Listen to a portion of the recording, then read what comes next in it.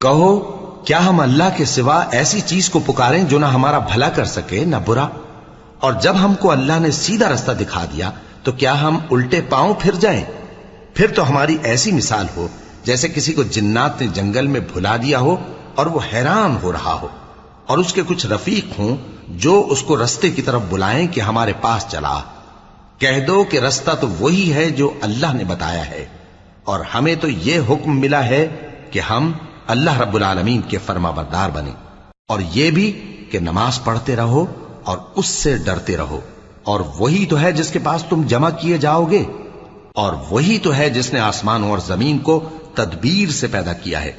और जिस दिन वो फरमाएगा कि हो जा, तो हश्र बर्पा हो जाएगा, उसका इरशाद बरहक है। और जिस दिन सूर फूंका जाएगा उस दिन उसी की बादशाहत होगी, वही पोशीदा और जाहिर सबका जानने वाला है।